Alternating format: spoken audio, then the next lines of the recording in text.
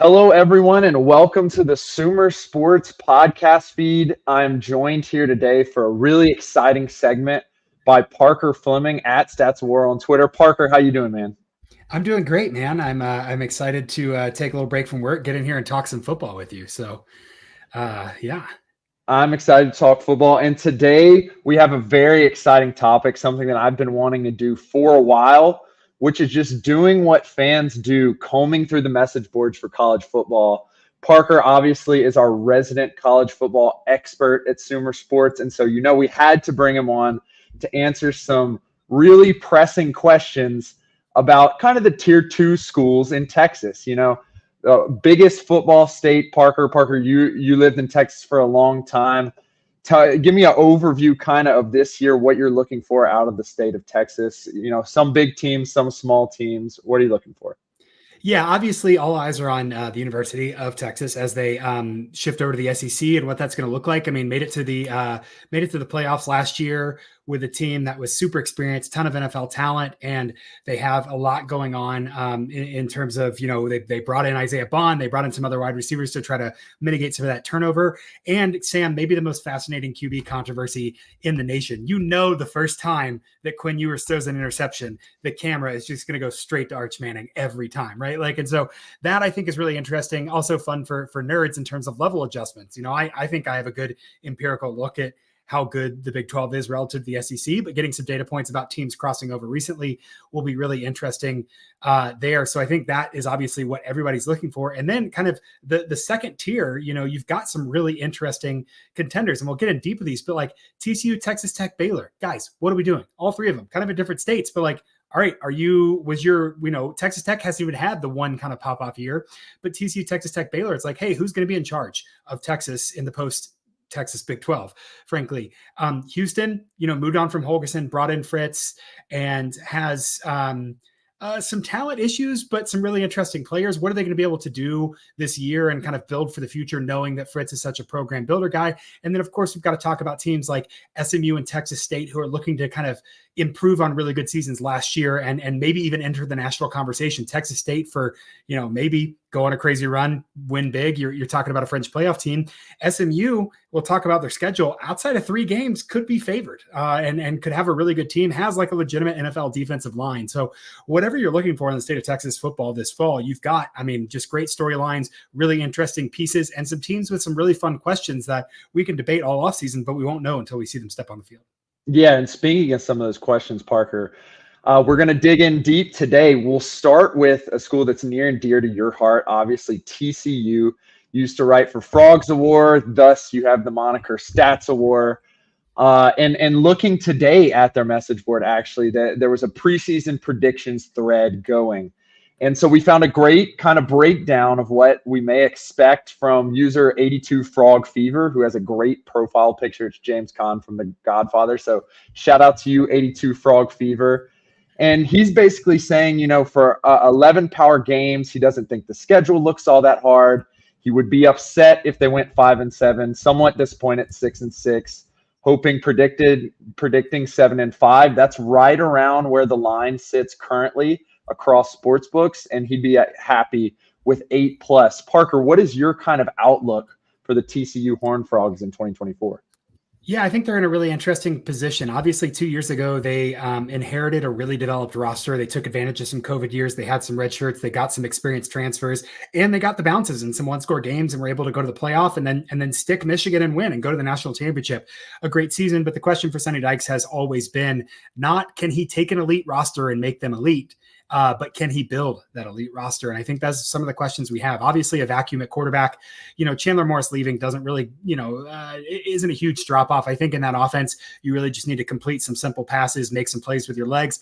I think he's fully capable, but obviously they liked Hoover as a leader a little bit more and are going with him. I think the biggest issue for TCU's offense is they legitimately don't have that number one quarterback. Hoover, 3-star guy, really great personality, well-respected, works hard, had made some plays, had a great game against BYU. But it's really hard to say this is the anchor of TCU's offense. This is the future quarterback situation going forward. They're in a pretty bad quarterback situation here. If he gets hurt, then you're looking at a guy who couldn't start at Vanderbilt or a true freshman who's undersized as well.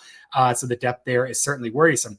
That being said, I think, you've got Savion Williams and you've got Cam Cook at running back, two guys who I think have NFL potential and could be really good skill players, absolutely in the tradition of what we've seen from TCU. The biggest questions for TCU are one, what is quarterback play going to look like? Will adding Brockermeyer and Bless Harris along the offensive line finally get TCU kind of a solid pass block offense, which they haven't had in a long time? Hoover was in the 20s at pressure to sack ratio last year. So really kind of rough to do anything when you're getting sacked that much. And obviously you take a lot of hits, you get hurt. We saw Hoover dealt with that a little bit. He was out for this spring as well. And then, you got to look at the defense. They fire Joe Gillespie. They move on. They bring in Andy Avalos from Boise State. And they're moving from the 3 down to the 4 down. So I think a lot of people see the loss of Dom Williams up front. Dom Williams, was 17 in training camp his freshman year, came in and played a huge role in TCU, is really that 3 down tackle. But he does leave a vacuum, even if he wasn't a good fit for kind of the 4 down offense. Will the defense regress this year positively? Will it kind of, some of those, take a step forward, some of those bumps that happened last year? TCU this season, you really have to ask yourself, like, what's the best case scenario here? If everything goes right, flirting with 8 or 9 wins, maybe. But I really think for TCU, they're really kind of wondering, what can we build without the elite quarterback play that we've seen from prior Sonny Dykes offenses? Yeah, it's interesting. I think the name of the game here is the quarterback as well, Parker. And I think 82 Frogs fever kind of hit the nail on the head. Like, Hoover is really a toss-up. I think he had limited snaps as compared to like some of the guys that started all season last year. But he did okay in QBR. I think he was 3rd in the conference by ESPN's QBR metric. I think that a lot will be riding on his play, but I think they're going to hopefully put him in a place to succeed. Looking at their schedule, it's really interesting at the beginning of the year because Stanford, obviously not a super great team, but I do think that they are well coached. And typically when you have a good coach, you jump up kind of in that 2nd or 3rd year and get around that bowl level and maybe have a big win or two. I wouldn't be shocked to see if Stanford may have a big win against TCU. Suffice to say, similar to what ended up happening with Colorado last year, where you get a big open season win, and then it kind of gets harder down the stretch for a team that doesn't really have that level of talent. And then they're facing SMU, who I think is a really good team, who we'll talk about a little bit later, and then UCF, who currently sits at about over 7.5 as well. And I also think that they're a pretty good team. So I think it's going to be interesting to see where they sit after a couple games. I could actually see them sitting at 1-3, 2-2, and then kind of an uphill struggle in the Big 12. What are your thoughts about where they kind of sit in the Big 12 this year, Parker? Yeah, I mean, there is like a little bit of a logjam in that 7-5 of, Texas Tech, Oklahoma State, TCU, UCF, Iowa State are all at 7.5 on various lines.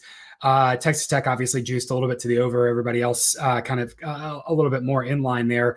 I think for TCU, the spots are certainly more important. So there's a couple games you absolutely have to win. Like Houston, you probably need to beat Texas Tech. You probably need to beat Baylor at Baylor. And then win that Cincinnati game. There are your 4 wins right there. You get LIU, that's 5. And then you're talking about, okay, what do you do? I think TCU believes they should go into Stanford and run the doors off them, score a ton of points. Stanford's offense is not built to sustain that level of volume of plays and passing. And so they absolutely want to do that. But then you're talking about, okay, you do get these peers, right? Like at Kansas, at Utah, at SMU. That's a really tough 3 out of 4 slate there, even if you get Houston, who should be in a rebuilding year, in the middle of it. UCF, kind of a dark horse contender, and then Oklahoma State, Arizona at the end there. I think TCU is kind of like in a situation of runs this fall, and they really have to think about, all right, when we win, can we capitalize and win the next game, keep it going? When we inevitably lose, can we avoid a spiral? Can we avoid a catastrophic injury? Just because looking at the schedule, like you get a break after Houston before Utah, but then that stretch there of Utah, Texas Tech, Baylor, so 2 rivalry games. Oklahoma State always plays you hard. Arizona, who's really good, and then Cincinnati at the end of the season. It'd be really easy to see TCU get an injury, lose that Utah game, stumble against one of Texas Tech, Baylor, and kind of see the wheels coming off. So if you're Sonny Dykes and if you're this program, what you're looking for is proof that you're building in the right direction. So obviously want to make a bowl, obviously want to flirt with that 7-win mark compared to last year. Last year, should be an absolute abomination, but aberration. And so what you're really looking for is consistent play. Can we improve as we go? Can we stay healthy for an entire year and kind of see what we have on the roster? I think that's what TC is looking at this year. Yeah, that makes a lot of sense. And especially in that Big 12 scene, we also have a team in Houston who has Sonny Dykes obviously coming from SMU. Houston now has Willie Fritz coming over from Tulane, near and dear to my heart, given that I played for him for 4 years. And so we have a great question from CougsFans.com user Cougar Do, talking about Donovan Smith. Donovan Smith is someone who has started getting some looks as a potential quarterback who can pop up into that day 2, day 1 range. Parker, you've commented on this and humorously with saying, with a couple of strategically placed tweets, we could get Donovan Smith mocked in the first round before he takes another snap. That was obviously in response to a tweet about Pro Football Network. And Cougar Do basically was responding to that, saying, with this staff and this offense coordinator, how can Smith get into the first round?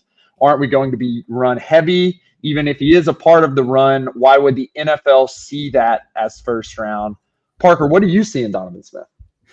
Okay, so jokes aside there, obviously, like, what you see a lot of draft Twitter doing is looking at traits and kind of falling in love with the idea of a player, almost like a middle school boy who's never talked to the hot popular girl, but says he's in love with her. You're like, you don't actually know her. You're in love with the idea of her. And I think that happens a lot with quarterback prospects, saying, hey, do you have a cannon? Do you have the build? 6'5", 241. Like, I want to believe in a world where Donovan Smith can land in the right situation and be like a high-level athlete at the next level, can play the quarterback position. A little streaky in the pass game last year, but was passing a whole lot. I actually think that some better selection, moving from kind of that air raid to a little bit more of a, I don't know if you'd call it a power raid or a more traditional spread from Willie Fritz there, but saying we're gonna run the ball, we're gonna highlight our athletes, we're gonna strategically choose run and pass a little more decisively as opposed to just being super pass heavy.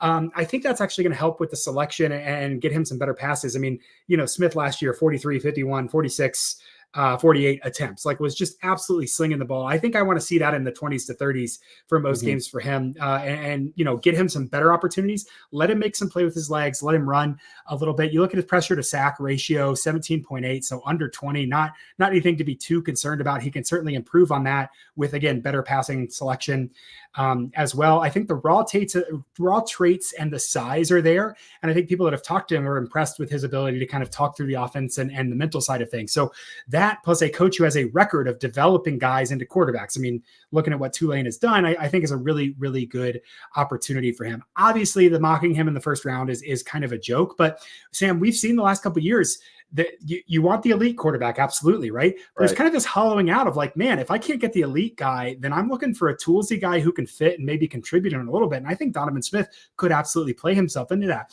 One thing that really stands out to me about him, Sam, is there's a couple moments in their season last year, and I'm thinking specifically right now of Texas when they had 4th and 1, where they ran a play that was not a Donovan Smith sneak or, did not feature him at all. And you thought, oh, this team is worse when you take the ball out of his hands. And I think that's just the absolute testament to a gamer there. So I'm optimistic about Donovan Smith. Seriously, I don't think he's going to be, that top end next generational prospect or anything. I think some prospect bros will definitely fall in love with him, but the size and physicality and maybe I don't want to call it a smarter offense because I love Dana Holgorsen. I love the air raid, but maybe an offense that's more selectively tailored to individual strengths will help him really, really shine and help him develop as a passer. Right, Parker. And I think we're really, really out in front of this right now. And I'm excited to see how this develops, because I think you and I have kind of ID'd that this could be a situation, particularly with Willie Fritz coming in, a proven winner. This could be a situation that develops over the course of the season, really builds momentum. The first thing I want to play off of that you said is he's a traits guy. And I'd venture to say that it was pretty clear, freshman year leading Tulane, not the best program to a bowl, that Michael Pratt had tools to potentially get into that, NFL 5th to 7th round range. Obviously, sophomore year comes in, lights it up against Oklahoma, injuries and hurricanes and stuff comes in, but it was still clear. Obviously, junior and senior year locked him into what most thought was a day 2 pick, what ended up being a 7th round pick. But the Packers did send him to rookie day. It seems as if he's in a good position. Who knows what was going on with the medicals, especially with late round quarterbacks. Coaches may fall in love. There's a lot of stuff that can happen. But nonetheless, an NFL drafted quarterback coming out of Tulane, coming out of that Willie Fritz mindset. And also, you can look this up publicly. I know this from being behind closed doors. Coach Fritz loves to run the ball, and he believes in kind of a ball control offense, and he's been doing it for the better part of 3 decades. You look at Tulane's passing play percentage, and it's remarkably consistent outside of that 2021 year where former Notre Dame coach came in, had a very, very different idea of what was going on. Chip Long really wanted to air the ball out, was not very successful. 2 wins. Otherwise, you're almost always in the 110s in the country in terms of passing rate. You're really running the ball centric. Okay, can I make a wonky point on that? Because I like that, and I think it's an all right way to kind of think about it. But what I like to do with kind of pass rates, Sam, is like so much of what you do run and pass is dictated by your situation, and even like game score matters there. So I think the ball control for Willie Fritz is less of, hey, at the beginning of the game, we're going to control the ball, we're going to control the pace, and more of, hey, when we get a lead, we're going to be conservative, we're going to be even keeled, we're going to take what's there, and we're going to run the ball. Accounting for down distance yard line and game score, coming up with kind of an expected rush rate, they actually were only rushing 2.9 percentage points more than average. So in terms of pass rate over expected, that's 80th in the nation. So still lower half, but far from that, triple option kind of 100, whatever. I'm interested to see how that translates where they're going to have some negative game states here. We might see a much higher pass rate just because they're not getting those leads and not being able to kind of sit on the ball or take advantage of weaker defenses in the run game, as the level adjustments between AAC and Big 12 are obviously significant. So I do think that I totally agree that they want to control the ball, but that's almost like conditional on we get the favorable game state and then we control the ball. It's not that like ground and pound establish the run. And so that's, again, why Houston's interesting, why I have them circled is, hey, Donovan Smith's going to get so many opportunities to play with meaningful snaps in a negative game state. We're going to learn a whole lot about him. Good point. And I'm hoping that the Fritz offense gives him a lot more structure, highlights his legs, lets him choose to run more, and really benefits him. Yeah, and that's a great point, Parker. And peeling kind of the curtain back a little bit more, you hit the nail on the head there. One of Coach Fritz's core tenets is finish with an exclamation point. And that means in that fourth quarter, you better be expect to grind the game down. A very philosophical decision. So I'm glad that you pointed out some of the analytics behind, really expecting what they would do in a neutral game state. Because I think it does show that at the end of the day, Coach Fritz is a guy who believes that if he has good talent, he wants to use it. We saw enormous usage of Michael Pratt in the run game and enormous usage of Tyjae Spears in the run game, both coexisting. And so I think if Donovan Smith is really going to be the center of that offense, Parker, we're really going to see some potential good numbers and some potential signature wins. What are your thoughts on that? Yeah, I think the thing about Houston this year is like it's all upside. Their win total preseason is what, like 3.5. Right. I actually said on my my other show a week or two ago about early season matchups. Their game versus UNLV is really interesting to me because UNLV is like a legitimate good offense, but the talent differential is still substantial. And so it's like, all right, if Fritz is going to come in, like they're going to win that game. If they win that game, you got to be feeling really good about like, okay, he can coach his guys up and like I trust him to build long term, which I think we both believe those things can absolutely be true. And there, but Houston is really a developmental school. And I mean that as a compliment. And they have a guy who's developed at lower levels with less resources. There's a ton of money at Houston. And I think that in this new age of attracting talent, I mean, just yesterday they announced number 2 overall athlete, I think, signed with them, and they're going to play a quarterback in the future. Like they're acquiring talent and can build for the future. This season, I think their best case scenario is flirting with a bowl, stick somebody, and win a game they quote unquote shouldn't. That'll be proof in the pudding that Fritz is on the right track there. Yeah, definitely. And as the kind of powers that were Oklahoma and Texas move out, Houston really backed by Tillman Fertitta. They have the single big money donor in a major city, coach that's won a lot. Recruiting has been a strength for them, even back at Tulane and even all the way back to the FCS days at Sam Houston State.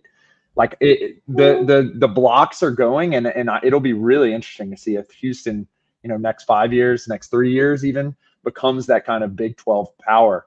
So as we move away from the Big 12 to kind of more the real G5s here rather than, just not the powerhouses, someone that really caught my eye, Parker, has been Texas State. Obviously, Coach G.J. Kinney, coming from Incarnate Word, pretty good year last year. They have who I think is probably going to be the best player in the Sun Belt, transferring from another Sun Belt power.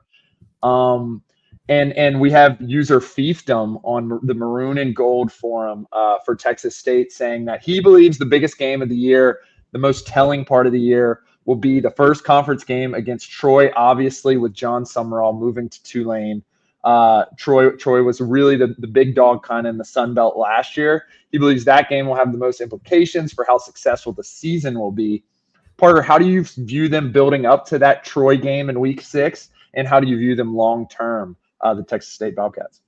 Yeah, well, they got the I-35 rivalry with UTSA before that, and then a winnable, very winnable game with Arizona State coming to San Marcos. So, I mean, I legitimately believe, Sam, if they take care of business, blow out Lamar, if they beat UTSA and they beat Arizona State and they take care of business and Sam Houston in the neutral site, so two winnable. Two games they should win, two winnable games. 4-0, we might be looking at being ranked on the line against that Troy game there. And then the rest of their schedule is a little bit of a breather until you get to South Alabama there at the end. A lot of turnover, a lot of different kind of different states of roster building going through. So they're set up with the schedule really, really nicely. I think that Troy moment is really, really nice. I do believe we'll know about them, before October 3rd. But in terms of what the ceiling of their season actually is, I think that'll be the one that really gets us kind of the most information. What I'm really interested in with Texas State last year, their offense was just so versatile and weird and good. Sam, 18.1% of their designed rushes generated a first down before contact. Wow. And that's interesting because their quarterback Malik Hornsby only had 27 rushing attempts last year. So TJ Finley with 38. So again, most of their running not happening with quarterbacks, design quarterback runs, which are going to generate those more yards before contact there as well. So they were able to really scheme up some interesting stuff and really capitalize there. I love what they've done. They really, with much less fanfare, they kind of did what Colorado did and just said, hey, we're going to turn the roster in 1 year. And they actually did it really, really well. Obviously need some key transfers to hit this year, but some really interesting pieces for them. I wonder if this entire season, no disrespect to Texas State, is not an audition for GJ Kenny, 2025 Baylor Bears head coach. Interesting. It would keep him in the state of Texas. I think there's a lot of interest in. I think he's a pretty good head coach. Part of Texas State, historically not a powerhouse, not even a powerhouse back to the Southland days. They weren't really kind of throwing their weight around, and I think now that they really have a good player at quarterback in McLeod. Last year he was 33rd in the nation QBR. James Madison was winning big games all year. Really got a fan base behind them. He decides to make the move to go to Texas State, play kind of a more air raid style offense. Or more Texan style offense, at least. It's going to be interesting, that Sun Belt outlook, Parker, because there's so much outbound. And you mentioned this, Troy in particular, coach coming out. They're obviously adding, I believe it's Gerard Parker. What are your thoughts kind of about that Troy matchup? What are your thoughts on the Troy side? Good defense. I don't think the offense last year probably couldn't match Texas State in terms of the projection forward. But there's a lot of strength on strength in that matchup, and I think it kind of does as the user at fiefdom on Maroon and Gold projected out. I think it will show a lot about the Sun Belt. What are your thoughts about that matchup? Yeah, I think ironically, it is strength on strength. Troy's defense, 50th in EPA per pass, 46th in EPA per rush last year, and Texas State kind of almost exactly similar on offense there. It will really matter kind of what happens on the other side of the ball. How much of Troy's defensive success and identity is wrapped up in Summerall? Like, will they be able to replicate that? I think you certainly are going to look at a drop off there on the offensive side of the ball. 114th in EPA per rush, 55th in EPA per pass. So obviously they're really balanced in terms of rush rate over expected, but much worse against the rush. That I think helps Texas State's defense. It's not like Troy has, Vidal transferred, I believe, to Louisville. Was he South Alabama? Maybe I'm speaking out of turn. Troy's wide receiver last year, I think transferred out. It's not like they have the one guy who's going to kind of blow things off the roof, really challenge one-on-one on man. It's going to be much more schematic there. So I think that benefits Texas State. The thing about defense and returning production in college, Sam, as you know, is like sometimes it's just good to get rid of bad players. And I don't want to insult anyone and say like you're bad, but saying like sometimes you just need to get fresh meat in there. Ohio did that last year. I think they were like 130th in returning production on defense, but their defense was awful the year before. So like, good, go get better players and kind of churn through. Texas State has an opportunity with some of the transfers here to say, all right, didn't work, wasn't working. Let's take some steps forward. I think they're due for some positive regression. So the only thing to keep in mind with Texas State, if you're talking about most improved or big things, you're like, they went 8-5 last year and went to a bowl for the first time in a long time. Like, improvement might be 7-5 and going to a bowl. It might just be consistently staying in that realm. I do like McLeod. I don't think he's, making a level adjustment or anything. I think he should be really, really good again here in this offense. They're a fun team, but I do think expectation management is really important for Texas State fans because if you're too good, you're probably losing your coach this year. And if you did the same as you did last year, like for your program, that's a step in the right direction. Yeah, I definitely could see Kenny kind of stepping into that Napier mode where, Napier got a couple Sun Belt championships. It wasn't, absolute killing it every single year, but every year he was cranking out NFL talent, developing players, recruiting good players in that Louisiana market. Obviously, I could see Kenny as kind of the Texas version of that and moving on to, like you said, a Baylor or something. But I'm glad you mentioned the quarterback because that takes us into kind of our final wrap up of this segment, Parker, which is looking at SMU moving into the ACC, a little different competition. They have a quarterback who's coming off of a major injury, Preston Stone, in the final game against, I believe it was against Navy, broken leg, I think it was. And he hasn't played all spring. And, his backup Kevin Jennings has played pretty well in his stead, won the American Conference in New Orleans at a raucous Hillman Stadium that I was at. Then goes on the bowl, plays pretty well in a game against Boston College, I believe it was. I don't know if there's that big of a quarterback controversy coming in, but on the message boards, it's beginning to kind of filter in. And so you look at ponyfans.com, SMU's message board, and you look at Dallas Diehard, who says, is there a chance that the starting quarterback is really up for grabs? Preston Stone's been the guy for the last couple of years, won a lot of games, but Kevin Jennings has been darn good in his place. Parker, is this even something to worry about, or should we just focus right on Preston Stone and where he fits in the ACC? The offseason's such a special time because I think it's, not much football happens, but a lot of analysis happens. And so it's hard to, it's hard to tag that in and say like, all right, what's exactly going to be, what's going to be there. I think the biggest thing to remember is if Preston Stone is not the starter this fall, a guy with that much experience who's played that well, either Kevin is a round one quarterback or something's gone terribly wrong, I think is the way I would think about that. You want Preston Stone to be the starter. It's hard though, because Rhett Lashley, good offensive mind. This is not the Sonny Dykes SMU. This is not the blow up offense and shaky defense kind of team. Their defense is legitimately good. The offense matters much less. We saw that in the ACC championship game last year. Last year, they were 101st in EPA per rush, only 39th in EPA per pass.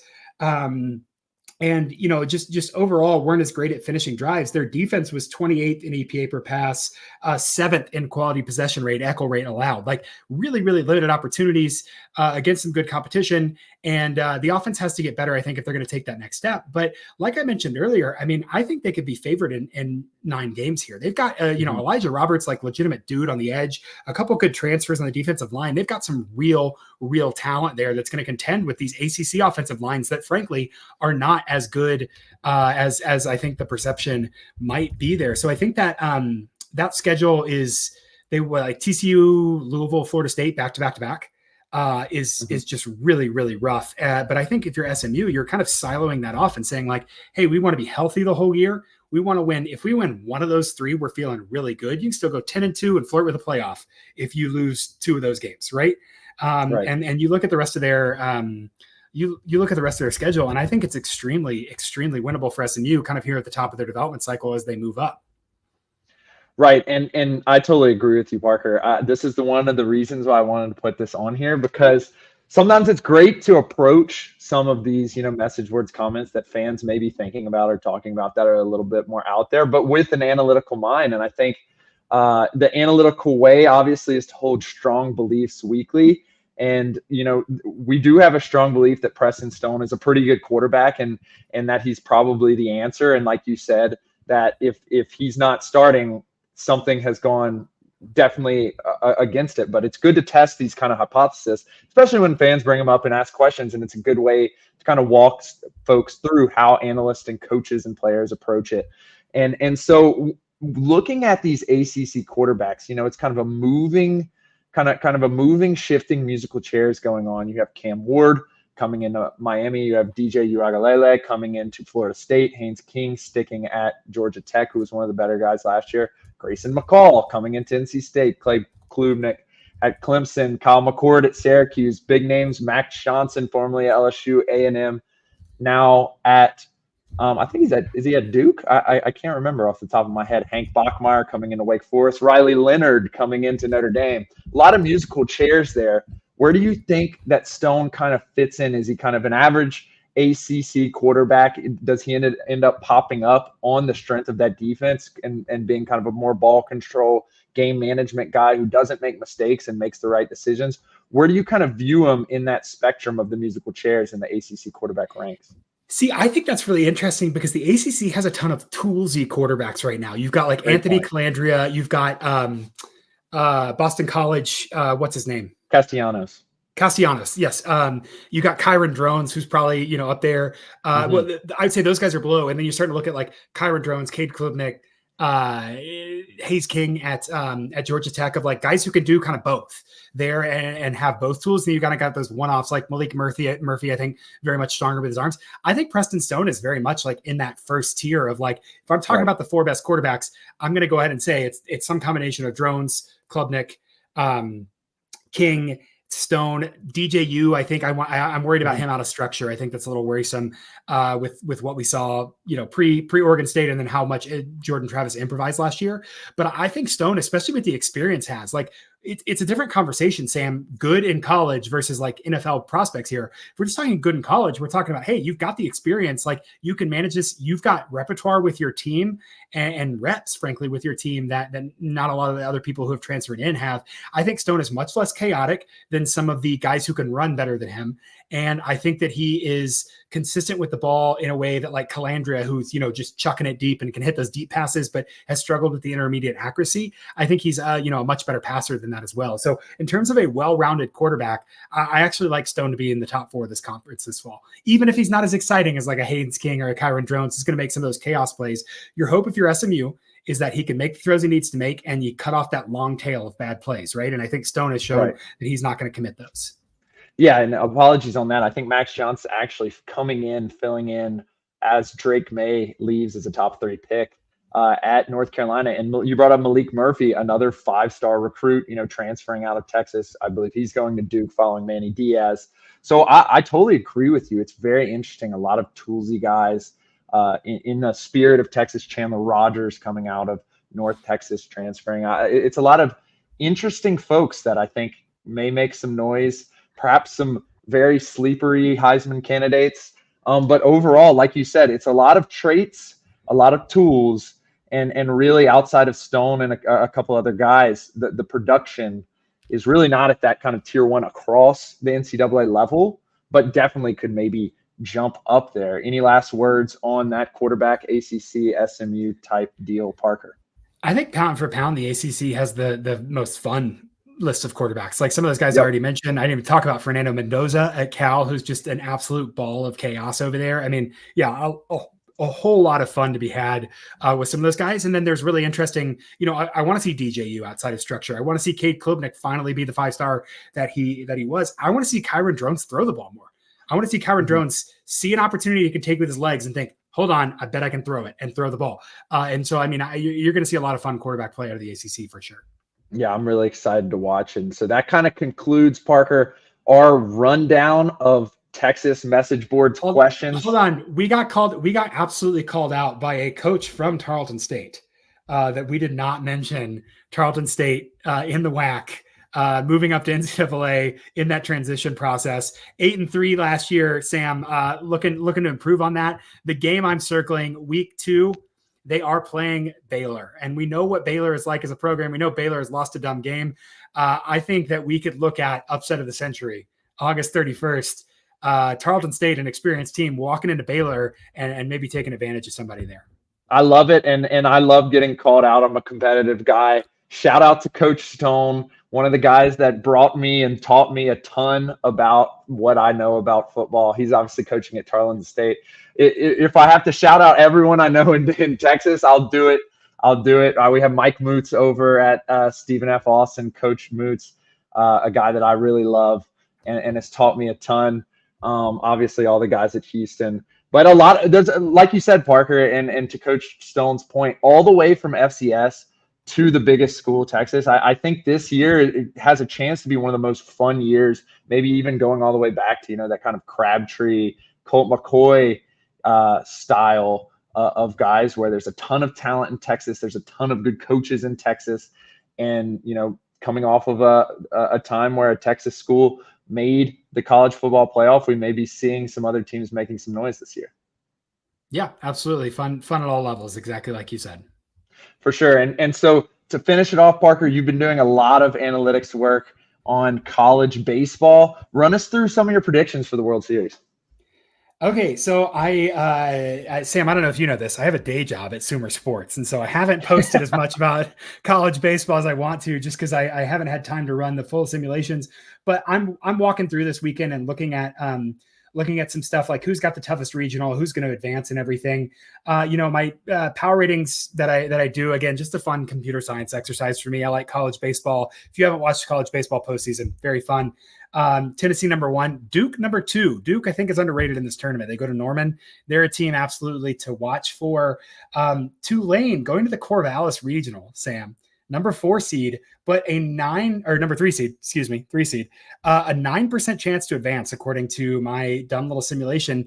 Numbers don't love Oregon State off the top there, or, Tulane could upset somebody there. They have one of the higher odds of some of those 3 seeds overall, but mostly just fun to put numbers on paper and watch it. It's the most chaotic, postseason. Like, it's just so fun for the regional structure, and there's weather delays and, moving games around and pitching decisions that are just a lot of fun to watch. But yeah, I think everybody's eyes are on LSU this year, who won last year and then kind of stumbled early on. It seems like a foregone conclusion that they're going to beat UNC in Chapel Hill. And I might be alone in thinking that North Carolina is pretty good. So that's one that I'm definitely going to carve some time out and watch this weekend. Exciting. I'm planning to watch a little bit too. And I'm glad that you gave our listeners a primer of what they should be catching this weekend. It's going to be really exciting. We love all college sports out here. So, Parker, tell us where we can find you. Tell us what you'll be working on. Let us know what's up.